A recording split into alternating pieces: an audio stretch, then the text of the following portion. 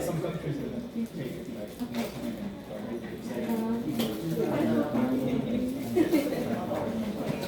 no, it's not. I don't yeah, but yeah, but they don't have we they don't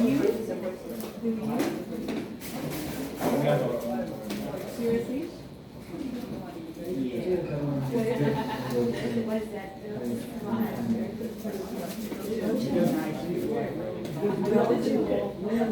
Well, you know that's why you're like the triangles aren't.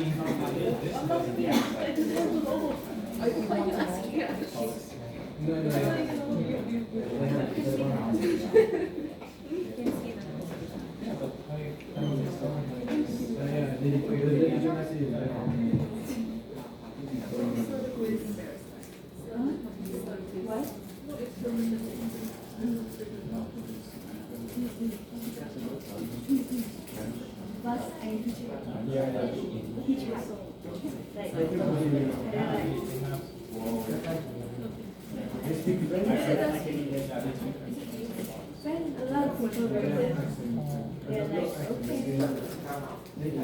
some 30 minutes.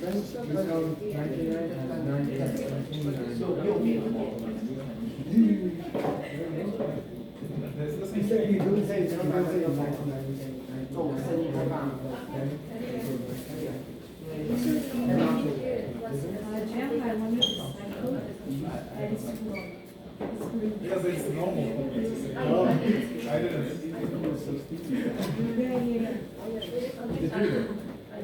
Okay, so welcome everyone for today's activities. We are going to share with Belgium and then India and Iran.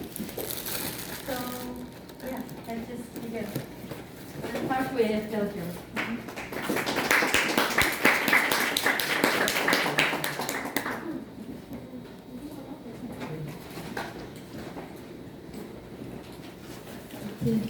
Welcome everyone.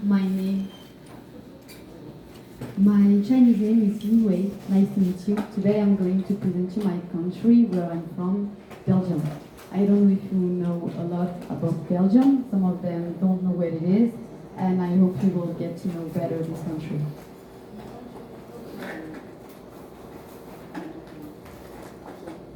First, let's start with some geography. Belgium is in Europe and it shares its border with Netherlands, Germany and France. We also share border with Luxembourg, and it has a coastline near the North Sea. You have to know that the North Sea is really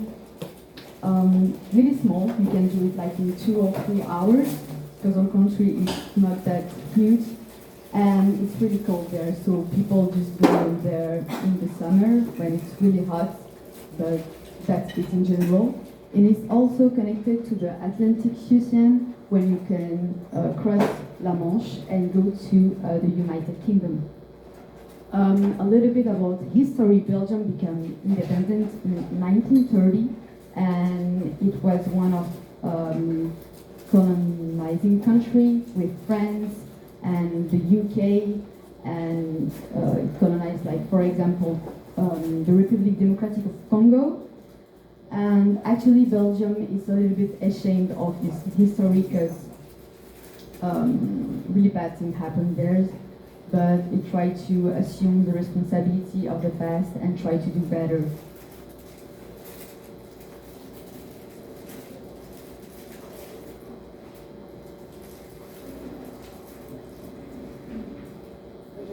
To compare Belgium and Taiwan, those are small, really countries. The area of Belgium is 3,688 kilometers compared to Taiwan, which is 3,530 kilometers. Taiwan is then a little bit bigger than Belgium, but you can see the difference where Taiwan is more about the north and the south, and Belgium about the east and the west. Taiwan and Belgium share really good relationship together and have many opportunities together, and that's why I'm here today. You have to know that in Belgium we have 5 rivers: the Lys, the Scheldt, the Meuse, you can see it there, the Meuse, and the Somme. Belgium is divided into 3 parts. Three regions: the Flanders, Brussels, the capital, and then Wallonia. In Belgium, we actually speak the 3 official languages. In the Flanders region, we speak Dutch. You speak Dutch. People there speak Dutch. In Brussels, we speak Dutch and French, and in Wallonia, we only speak French. You can also see there where people speak German, actually, but there are a little small community that speak German. So in the whole country, the Dutch and French are taught from 9 years old to 18 years old. So primary school to high school. Usually in Brussels, people that can speak Dutch are bilingual and also speak French, but people who are speaking French don't really speak Dutch. We can move on. I'm gonna present you Brussels. So Brussels is the capital of Belgium, but also the capital of Europe. Not a lot of people know that. It's not really important, but we're going to see after that Brussels has one of European parliaments with Strasbourg and the Luxembourg. Brussels is also known for its cultural diversity, which is colonial past and migrations and work opportunities. A lot of ethnicities live in Brussels. So when you're studying from your primary school, you have really a lot of cultural exchange, and get to know better about other cultures, ethnicities, and religions. So in Brussels we can find a lot of monuments, and we're going to see this picture just after the other side.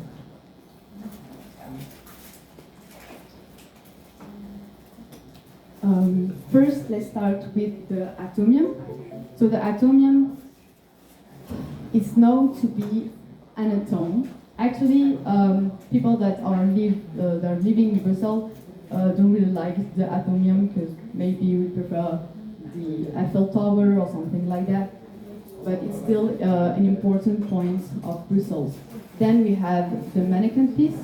The story behind this little boy is a little bit weird, but I'm gonna tell you anyway.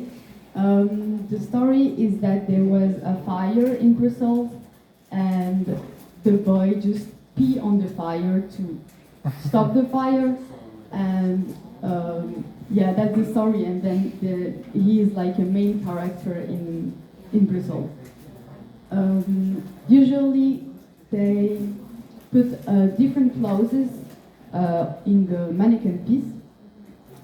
For example, for Christmas or Halloween, or maybe when they have to celebrate, I don't know, Turkish and Belgian connectionship or something like that. So if you visit Brussels one day, make sure to get to know mannequin piece and take a picture of what he's wearing at this time. Then we have here the place of Saint-Michel and Gudule. This is a really good example of Belgian European Renaissance architecture, and maybe you like it, maybe you don't like it. It's more like a Gothical style. we can then move on to the Grand Palace. So the Grand Palace is really known for being the center of Brussels. Everyone goes there. People also get married there. They say yes here, and then they stand up here, and the whole family and friends stand here to applaud them. You have to go there because in Christmas they hold Christmas market with a little beautiful lights, food, and it gives really a welcoming and warming feeling.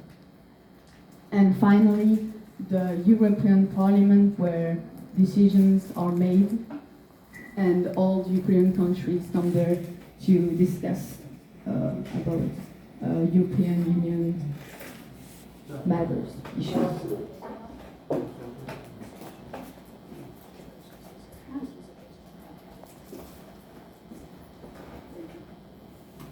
Let's present a little bit Flanders.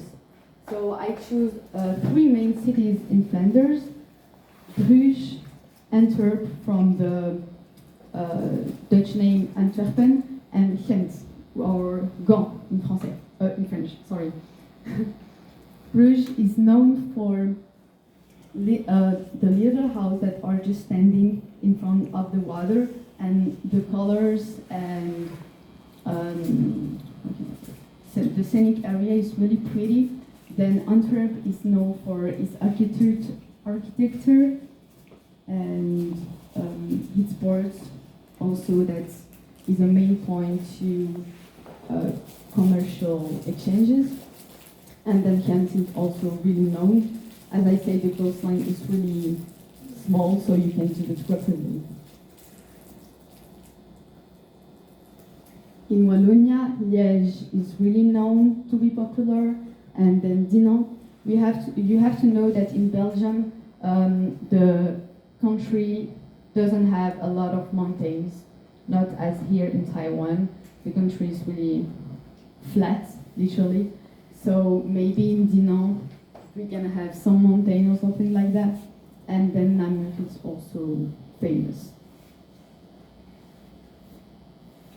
Our national flag is this one, and it's made of 3 colors, black, yellow, and red.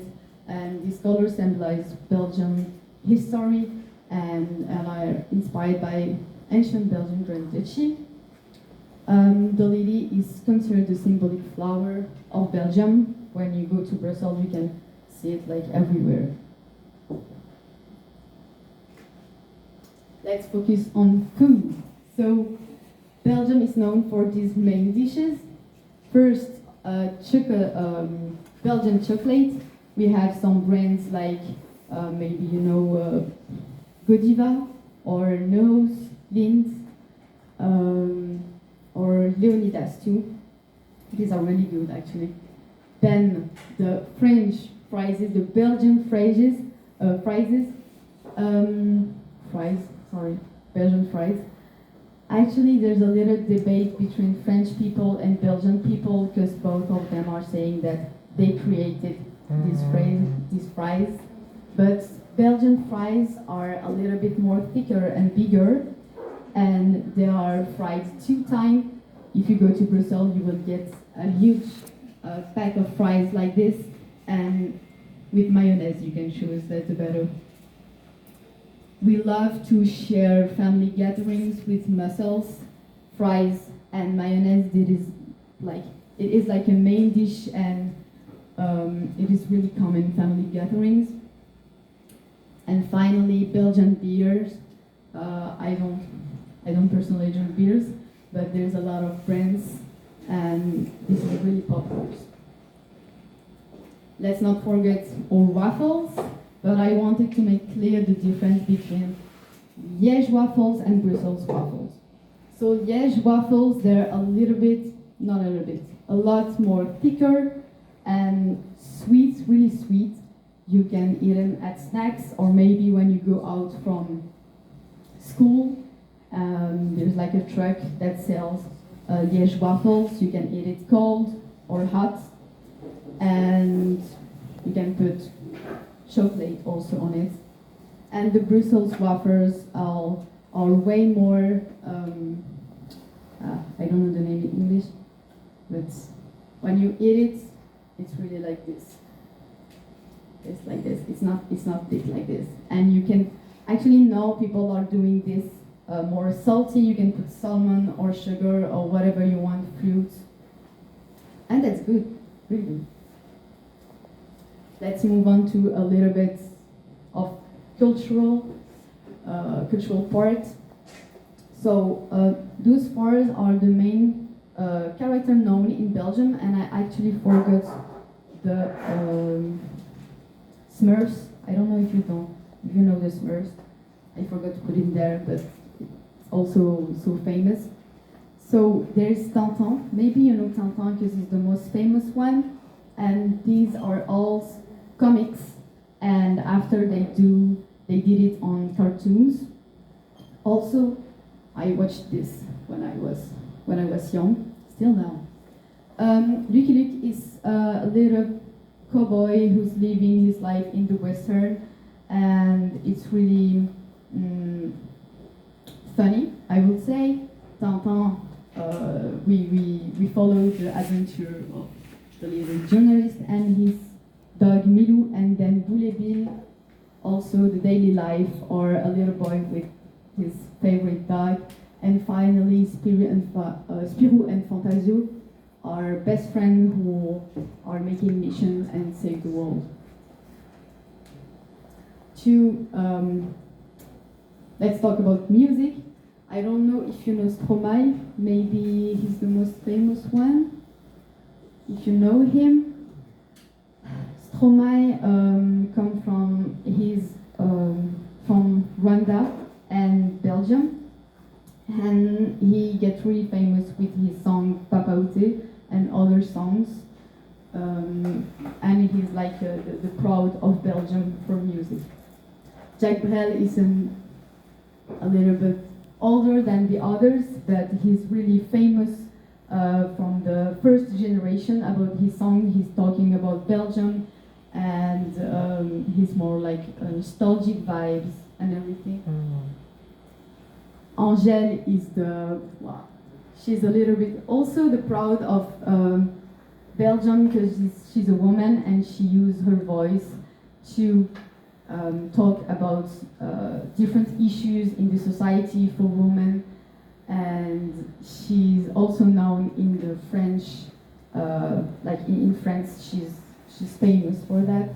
And finally, Damso is Congolese, because there's a lot of Congolese people in Belgium. Congolese and Belgian rapper, and he's really famous in the French rap and got his places, because in France there's a lot of rappers and not a lot of Belgian people in the rap. So he really make a difference and stand up for Belgium. A little bit of arts. I can tell you Anthony van Dyck, Pierre, Paul Rubens, Jan Truyvel, and René Magritte. The two of them are Flanders. You can see it at their names, they're a little bit different. And the three types of art are a little bit, how can I say? Renaissance, I don't know if you know Renaissance. Renaissance vibe, a little bit real vibe, but René Magritte has its own museum at his name, and if you are just like Belgian, you would have go to this museum as you were a child. And his art focus more on abstract concept than concrete concept. You can shake it later because there's other things. For example, this is, in French we say a pipe, and he wrote, "Ceci n'est pas une pipe, this is not a pipe. This is not what you think it is." So it may be weird, but you have like to reflect or something on this. Yeah, not abstract. And for culture and tradition, I can only really think of this, because this is like carnivals, and they are really celebrated in Wallonia, so the southern part. It is really important in this part of the country. First, it is like the Bench, so the carnival of Bench, where people use white feathers on their head, and they will throw tangerine at people. There will be so much music, and after we have Stavlo, where people disguise and also throw feathers, and finally Malmedy is more about folkloric culture and colors, and the three of them are really important for people. So the whole town is preparing for this. The kids, the mayor, everyone has a role to play, and they be practicing this a lot way before to get everything prepared, and it goes on TV and everything.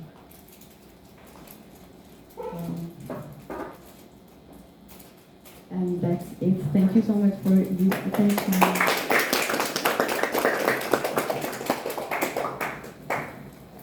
Okay, we'll now have a 10-minute Q&A session. So if you guys have any questions, you can feel free to raise your hand. We're having a Q&A section. So if you guys have any question about Belgium that you want to know, you can just ask. Yeah. Or do you guys want, like, in the other way, like, she asked you guys what she said in her presentation. Or which one do you guys want? Which, like, she asked or you guys ask her?